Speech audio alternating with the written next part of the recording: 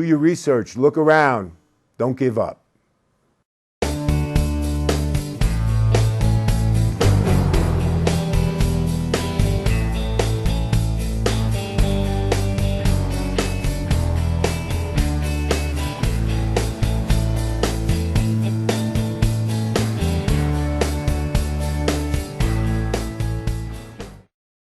Now work together to end drug prohibition. Please visit leap.cc.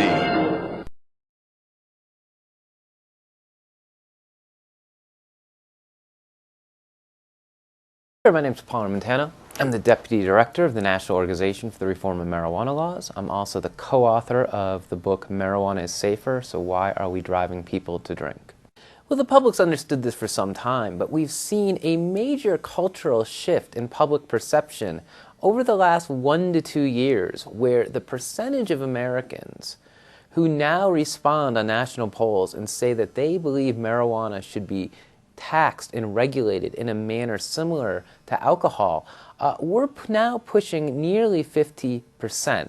And nationally. And while some people may look at that number and be disappointed and say, I'm surprised we don't have a majority of the American public that believes that, you have to keep in mind that just 2-3 years ago, those numbers were roughly only around 30%, 33%. So we've made great strides in the public's understanding of the futility of prohibition and of the relative safety of marijuana, particularly compared to the use of alcohol. And most tellingly, there was a Rasmussen poll of about 1 or 2 months ago that asked Americans which drug did they think was more dangerous, marijuana or alcohol.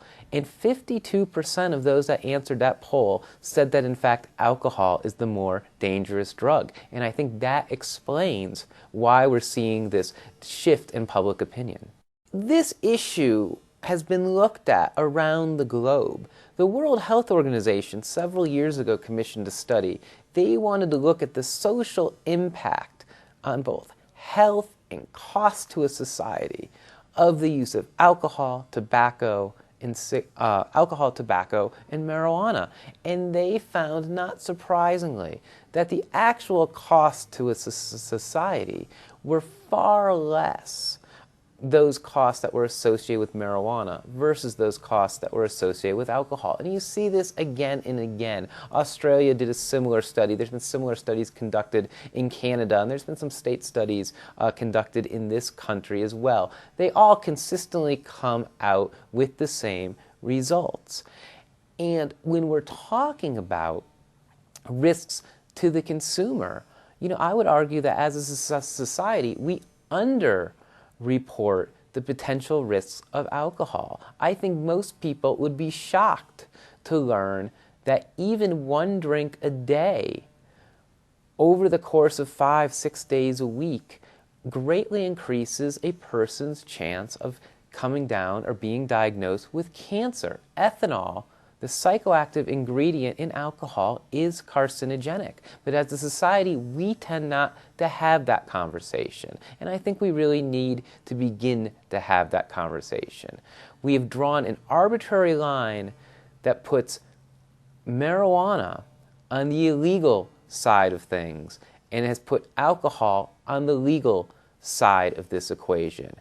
And there is not a rational basis for making that distinction. Well, unfortunately, if this was an argument that was going to be, if we were going to have public policy on marijuana based on science, we would have a very different public policy than the one we presently have. Unfortunately, our policies in this regard are based on ideology, they're based on rhetoric, and oftentimes the drug czar, whoever he or she may be, is simply parroting much of that rhetoric. The American Medical Association reversed a long-standing position that it had held for many years that argued that marijuana should be retained as a Schedule I controlled substance. Now, for those out there that may not know what a Schedule I controlled substance is, this is a substance that has been defined by Congress and by the government to hold no accepted medical value in treatment. And that statement, that definition, clearly runs up against the reality that there are literally hundreds of thousands of Americans right now legally using marijuana as a medicine. There are tens of thousands of physicians right now that are recommending marijuana as a therapy to their patients. And as the AMA noted, when they reversed this long-standing policy earlier this week, there are clinical trials and there are preclinical studies showing that inhaled marijuana has safety and efficacy in the treatment of a number of conditions, whether it be neuropathic pain, whether it be the spasticity associated with multiple sclerosis, whether it is as an anti-nausant. So for the drug czar to say otherwise is essentially the equivalent of those that would have argued with Galileo and said that it is in fact the sun that revolves around the earth. The drug czar's policy is a flat earth policy. I don't hold out much hope he's going to change that position, but by the same token, I'm also not a firm believer that he's particularly passionate about this position. He understands it's the position he needs to take. I don't think he has a lot of faith in it because he strikes me as a fairly pragmatic and well-educated individual. And he has to know that the position he is espousing is not a position that is in line with the science. You know, I've been involved in this movement now for almost 20 years, and I've heard every reason why people can't be overt in their activism. Some of those reasons I would argue are valid. Some of those reasons I would argue really aren't that valid. But the times are changing. I think people are becoming far more emboldened now to voice their support for marijuana law reform. And look, I think the point needs to be made that there are many, many people that right now would agree that our marijuana laws are a total failure. They don't dissuade people from using marijuana. They are not limiting access to marijuana, particularly among young people, and that they are counterproductive and fiscally irresponsible. And many people that hold those views do not use marijuana. And I think it is important to acknowledge that the support for marijuana law reform doesn't necessarily only come from the marijuana-using community. That's a part of those that are advocating for change, but realistically, it's a small part. Sure, we can argue that even despite 70-plus years of prohibition, that we still have millions of Americans that have tried marijuana. We still have millions of Americans that use marijuana. But we do not have anywhere near the numbers of Americans regularly using marijuana than we have, say, for instance, using alcohol. Yet we have tens of millions of Americans arguing in favor of marijuana law reform. We have tens of millions of Americans going to the ballot box in approving laws for the medical use of marijuana.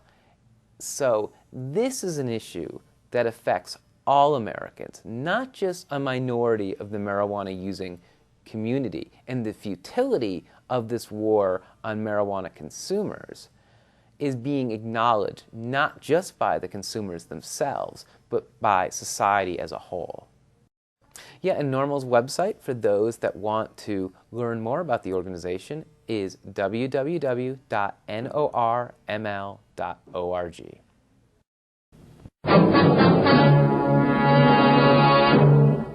Law enforcement against prohibition. These men and women have served in the trenches of the drug war as prosecutors, judges, cops, guards, and wardens.